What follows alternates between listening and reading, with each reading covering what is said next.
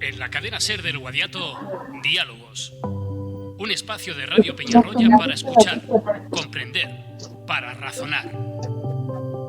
Diálogos, con la firma de Francisco Javier de los Ríos.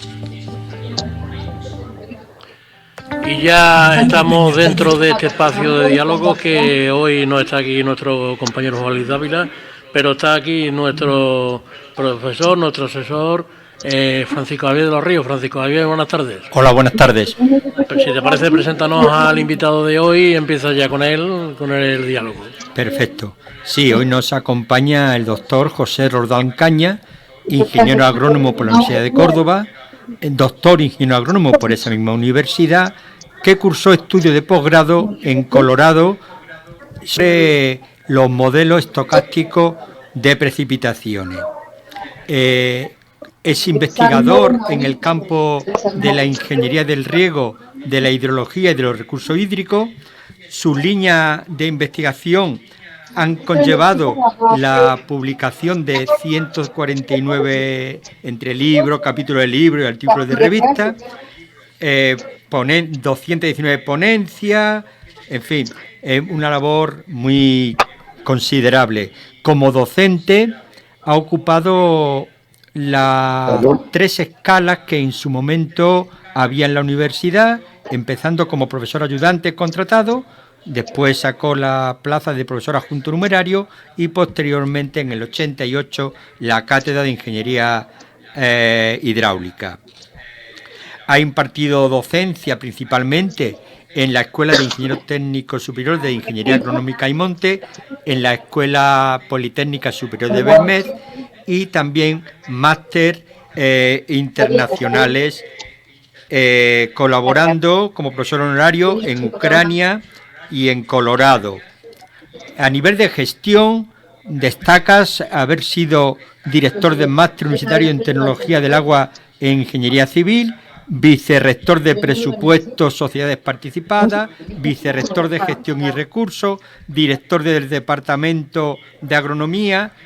Es también numerario de la Real Academia de Ciencias y Bellas Letras y Nobles Artes de Córdoba, miembro del Comité de Expertos de Sequía, miembro de la Comisión Española de Geodesia y Geofísica en la sección Hidrología.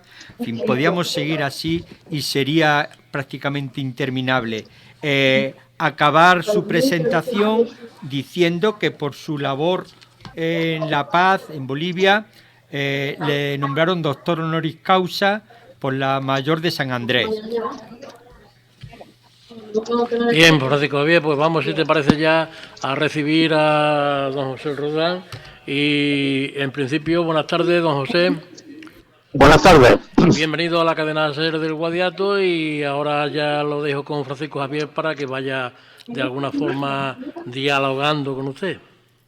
Pues muchas gracias por invitarme a este programa. Doctor don José Roldán Caña, muchas gracias, por supuesto, a usted por participar. Y cuando empecé en este programa, empezamos a hacerlo grande con los distintos dialogantes que fueron cubriendo cada semana, y ya la semana pasada y esta tengo que decir lo mismo: la participación de usted todavía hará más grande este programa. He leído... Bueno, yo quería ver, antes de seguir, quería agradecerte que hayas pensado en mí para este programa, y sobre todo te quería dar la enhorabuena por haberte atrevido a hacer este tipo de programa, invitando a una serie de personas que tú has considerado, pues personas que podían aportar algo. Y yo sé perfectamente qué trabajo lleva eso detrás, y yo te quería agradecer ese trabajo, porque creo que es importante que se pueda, que cada uno podamos aportar un granito de arena y que se difunda y se conozca. Sí, la verdad es que te lo agradezco, y desde el principio mi objetivo en esta escala que puede tener esta emisora local, comarcal, era lo siguiente: dar a conocer la potente investigación que se hace en la Universidad de Córdoba. Creo que lamentablemente es una gran desconocida, que si se pregunta a la ciudadanía no vinculada con la universidad, ¿qué es la universidad?, y te dicen que son unos profesores y poco más. Y sin embargo, Sí. leyendo los currículums de los distintos participantes dentro de la universidad, es impresionante la labor de investigación que hacéis. Entonces, para mí eso era uno de los objetivos y no sé si lo conseguiré, pero me sentiría satisfecho si un poco consigo ese objetivo. Y Yo creo que sí, muchas gracias. Bueno, en su perfil cubre Sí. a la perfección las tres patas que tiene la universidad: docencia, investigación y gestión. Como he comentado, prefiero centrarme en la parte de investigación porque es lo que pretendo dar a conocer a nivel divulgativo de lo que se hace en nuestra universidad, bueno, y en otros estamentos que no son de la propia Universidad de Córdoba. Sí.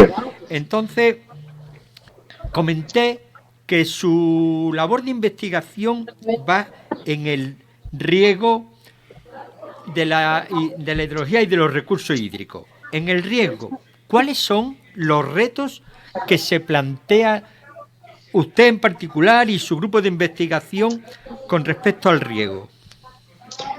Bueno, el riego es una actividad humana artificial, es decir, aplicar agua a los cultivos, aparte de lo que aporta la lluvia, es una actividad artificial del hombre, como ya digo, pero que se ha convertido en algo totalmente natural, porque se viene ejerciendo desde hace 5.000 años, de la época de los egipcios, de la antigua Mesopotamia. Ya hay regadíos que están en marcha.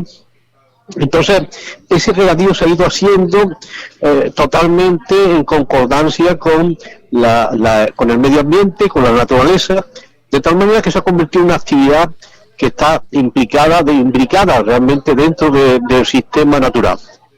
Y la idea nuestra, evidentemente, es que esa actividad se convierta cada vez en más natural. De ese modo, lo más importante es el consumo de agua, es decir, para regar se necesita mucha agua, y las investigaciones que hacen mi grupo y otros grupos dentro de la propia Universidad de Córdoba y también en España, la idea es reducir la cantidad de agua que se necesita en el regadío, que es mucha, que es muchísima.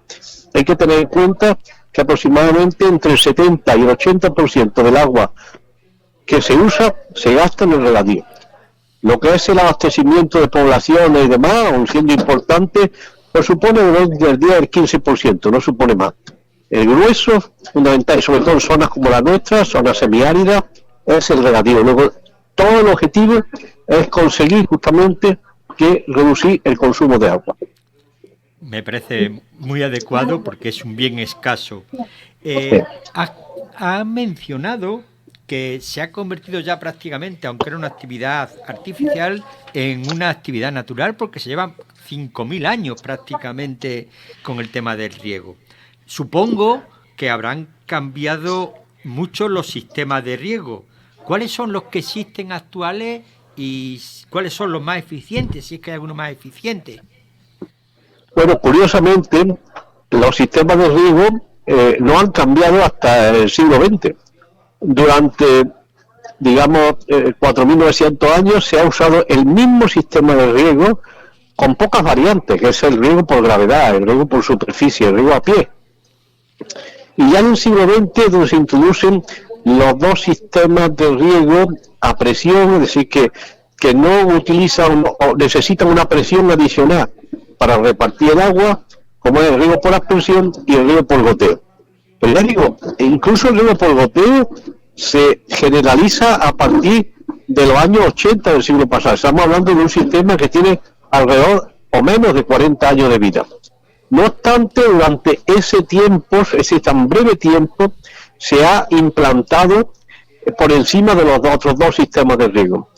Porque aunque consume energía, digamos que el ahorro de agua que se consigue con ese sistema es mucho mayor que se consigue con el riego por gravedad tradicional o con el riego por aspersión. Y de hecho, se está implantando, ha habido un proceso de modernización de regadío donde se han cambiado regadíos tradicionales por gravedad a riego por goteo, y actualmente en Andalucía es mayoritario, o sea, más del 50% de la superficie en riego en Andalucía es riego por goteo. Y eso en el periodo de 40 años. Ha sido realmente espectacular. Entonces, digamos que este riego, digamos, es el riego que tiene un mayor rendimiento de aplicación. La eficiencia es más alta.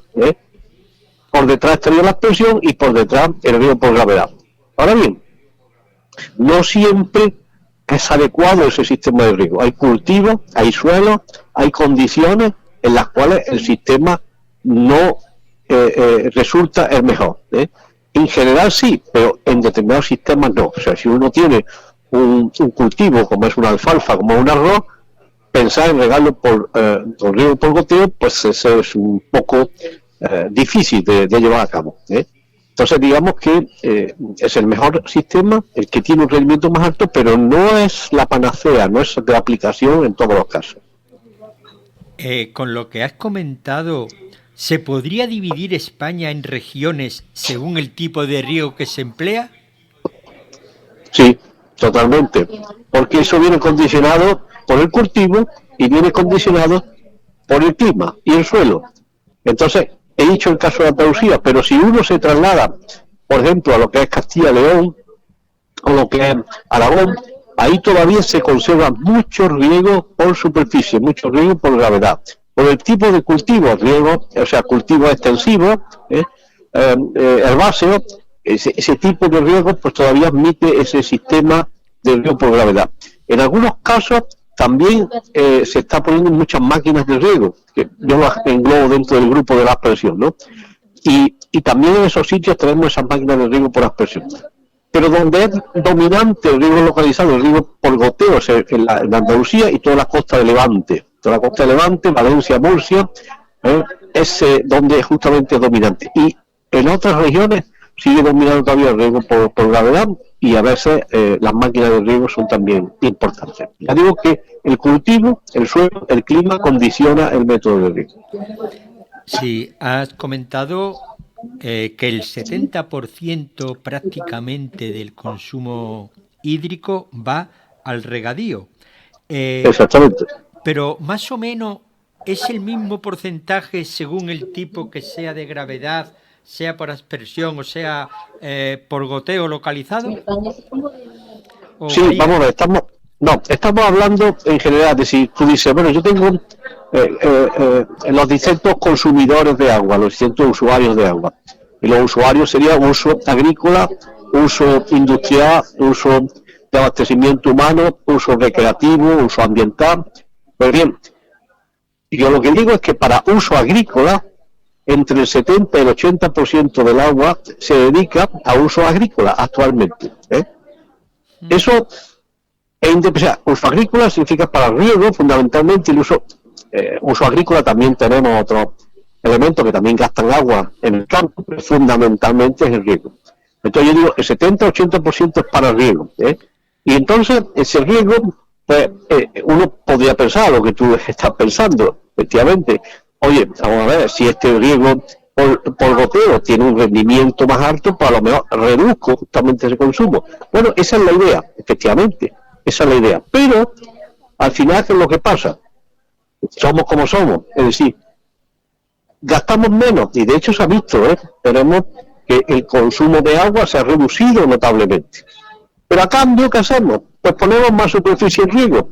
Porque rápidamente queremos poner más superficie, tenemos agua que nos sobra porque estamos gastando menos agua, pues queremos poner más superficie en riego. Ese efecto está pasando en Andalucía bastante con el olivar. Es un cultivo que tradicionalmente ha sido de secano, poco demandante de agua, y efectivamente se está regando pues, en zonas altas del Guadalquivir con 1.500 metros cúbicos a hectárea, 2.000. Entonces, ¿qué pasa? Pues consume mucho menos que puede consumir un maíz que gasta 4.000, 5.000. Entonces dice, bueno, pero como consumo menos agua, pues voy a poner más superficie en riego. Y entonces ponemos más superficie en riego. Cualquier, digamos, el riego o el regadío es, digamos, una riqueza de carácter local, muy importante. Cualquier alcalde luchará para poner en riego parte de su municipio, porque genera una riqueza importante, una riqueza de carácter local. El problema es que de manera global no tenemos más agua. No hay más agua, en el Guadalquivir está muy regulado, ya no hay más agua. Pero a veces se está haciendo esto, es decir, como consumo menos agua con riego por goteo, pues lo voy a gastar poniendo que más superficie en riego. Y no deja de aumentar la superficie en riego. En Andalucía supera claramente el 1.000.000 de hectáreas y en toda España menos de 3.800.000 hectáreas. O sea, no tenemos solución. No, efectivamente. El ser humano es así. Una pregunta que desconozco. Evidentemente creo que no todos los cultivos consumen el mismo tipo de agua. La misma cantidad de agua. ¿Consumen más los cultivos que se traen a un sitio fuera de su lugar autóctono o es independiente? No, efectivamente, es una buena pregunta. No, vamos, cada cultivo consume una cantidad de agua diferente y ese ha sido uno de los estudios que ha habido durante el siglo XX, calcular las necesidades de agua del cultivo, es decir, la evapotranspiración de cada uno de los cultivos. Ahí se ha avanzado muchísimo y ya se puede perfectamente en cada condición, ya digo, de esa combinación suelo, clima, cultivo, se puede sacar por eso las necesidades de cada uno de esos cultivos. Y ya digo, son diferentes.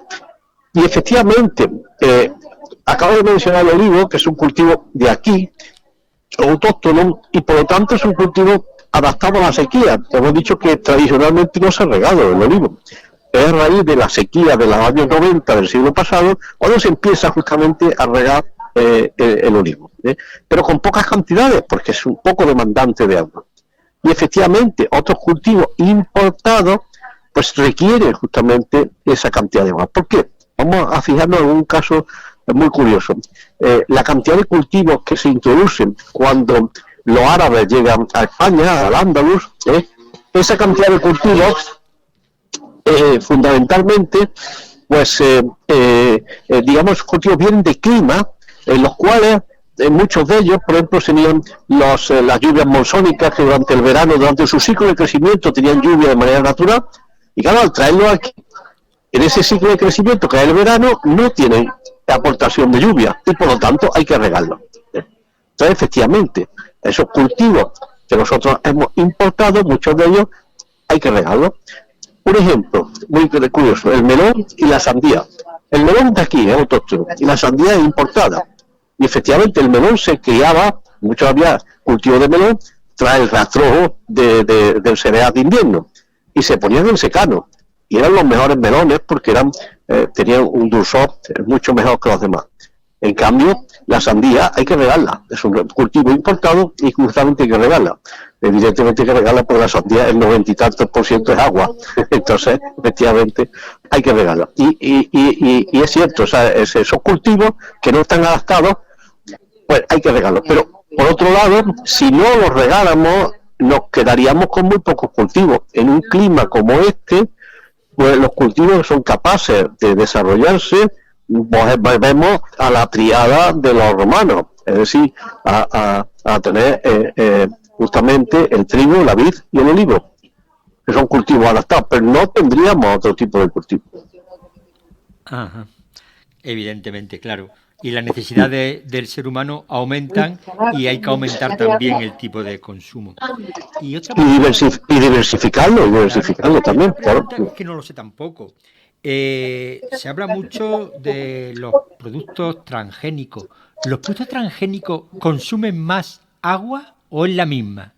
Y una pregunta, ¿se podría trabajar en hacer unos transgénicos modificando el gen adecuado para que consumieran menos agua? ¿O se hace eso? Exactamente. Pues por ahí van los tiros. Por ahí van los tiros. Los últimos movimientos transgénicos se trata de hacerlos menos dependientes justamente del agua. Esa es una de las ideas de tratar de reducir el consumo. Tratar de reducir el consumo de agua de algunos cultivos es justamente modificando genéticamente algunos genes para que sean menos demandantes de agua. Ahí se están haciendo estudios ya a ese nivel genético que a mí se me escapa también, pero que efectivamente es una de las soluciones que hay. Es una de las soluciones para que el consumo de agua se reduzca, es justamente hacer esos cultivos transgénicos que esos genes pues hagan que la planta esa pueda producir lo mismo, pero sin que demande tanta cantidad de agua. El problema del agua es que con el cultivo es que, claro, el fenómeno de la fotosíntesis está ligada justamente a la transpiración de agua, o sea, necesita justamente transpirar ese agua y a través de los estomas justamente, digamos, hacer el proceso de fotosíntesis. O sea, una cosa está ligada con la otra, de tal manera que es difícil reducir ese consumo de agua porque la función vital de la planta, que es la fotosíntesis, está ligada a ese consumo de agua. Entonces la idea va en ese sentido, es decir, vamos a tratar de modificar esos genes para conseguir que efectivamente sean menos demandantes en agua. Se están haciendo bastante investigación en ese aspecto. Me quedan muchas preguntas para la investigación, pero voy a ir cortando porque es que nos quedamos sin tiempo. Y sí quería entrar en una parcela que me consta que en su momento usted tuvo responsabilidad. Y me estoy refiriendo a ¿para cuándo un plan hidrológico nacional? Y si ese plan pasaría por una política de trasvase. Bueno, hay en vigor un plan. El plan se hizo en el año 2001, aprovechando que había un partido político que tenía mayoría absoluta en el Congreso de los Diputados. Es la única forma de hacer un plan. En este país parece ser que no hay manera de que se pongan de acuerdo. Yo participé en la redacción de ese plan, yo fui consultado, no sé si se nombraron una serie de expertos, no sé con qué criterio. Yo fui uno de ellos, sobre todo en la parte, digamos, de riego, que es quien realmente demanda más agua, ¿no? Y se hizo ese plan. Ese plan, pues, como otros previos que no se aprobaron, pues ligaba justamente, fundamentalmente, se trataba de gestionar los recursos hídricos, de manera que pretendía aumentar los recursos, siempre aumentar los recursos. ¿De qué manera se aumentan los recursos? Pues haciendo más embalses, haciendo trasvase de agua, etcétera. Pero no había una orientación hacia disminuir las demandas. O sea, si los recursos y las demandas no son iguales, hay dos formas de igualarlos: aumentar los recursos o disminuir las demandas. Y hoy día se está más en la línea de disminuir las demandas, no aumentar los recursos. No podemos aumentar más los recursos. En el Valle del Guadalquivir está totalmente regulado. Yo podré hacer un embalse nuevo, pero a lo mejor va a tardar 50 años en llenarse. La primera vez que se llenó el embalse de Inaja, habían pasado 34 años desde su construcción, desde 1964 a 1987, 88, 33, 34 años. Entonces, eso no tiene una rentabilidad ninguna. Claro, los fondos públicos no piensan que no, pero los fondos públicos se dedican a una cosa, no se pueden dedicar a otra pública también. Puede ser sanidad, puede ser educación, puede ser carretera, etcétera.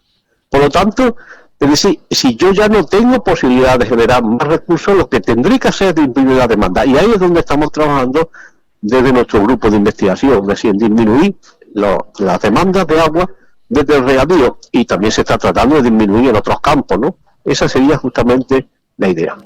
Profesor Roldán Cañas, ha sido un placer contar con usted. Y para finalizar, quiero no solamente conocer parte de la labor de investigación, no he entrado en la labor de gestión muy poco, ni nada de docencia, pero sí quiero entrar en conocer un poquito mejor a la persona.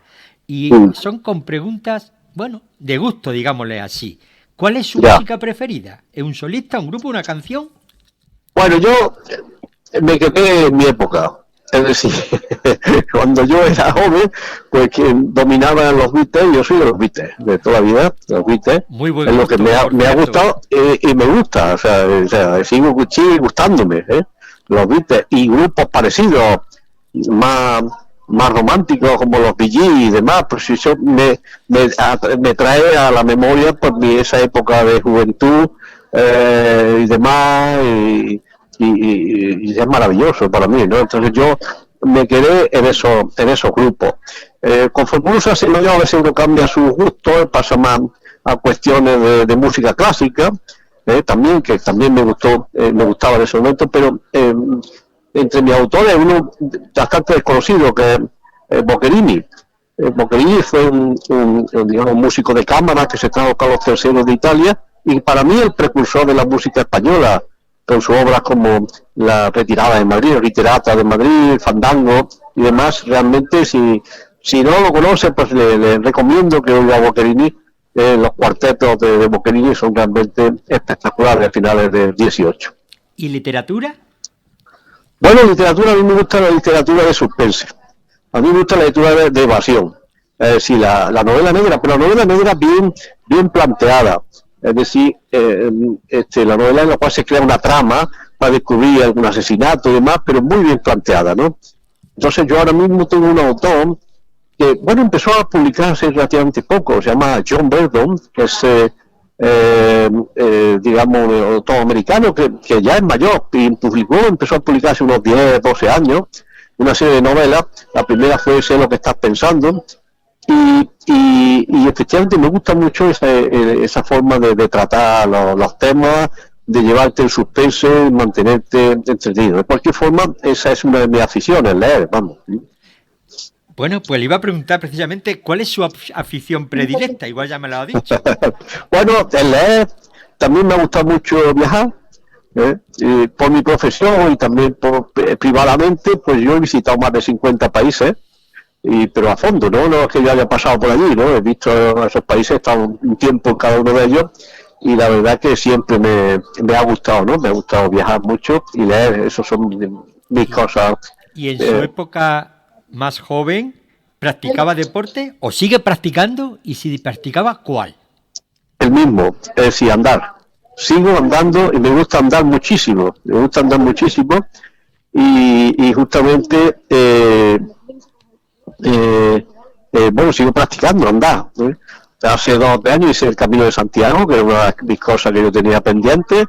Y bueno, sigo justamente eso de andar, me verás por las mañanas temprano, todos los días, y mucho más los fines de semana, con mi perro dando paseos. Cuando voy a mi pueblo de Alosío, que es Luque, que es el pueblo de mi mujer, pues por toda la subbética me dedico a andar y me encanta, y sigo así practicando ese deporte. Para mí, el deporte no he sido un gran practicante de otros deportes ni de joven.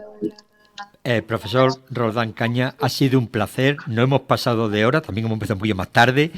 La radio es así. Podríamos tirarnos hablando mucho más tiempo. De verdad, ha sido un auténtico placer. Muchas gracias. Pues muchas gracias a ti, profesor Javier de los Ríos, y es un placer conocerte y que hayas contado conmigo para este programa. Y sigue así con esta tarea, que yo sé que es trabajosa, pero que da su fruto. Bien, pues aquí concluimos por hoy. Muchas gracias al profesor José Roldán y a Javier de los Ríos, nuestro coordinador de este programa, de este espacio. Y por hoy nosotros les dejamos. Mañana volvemos con más noticias y más actividades.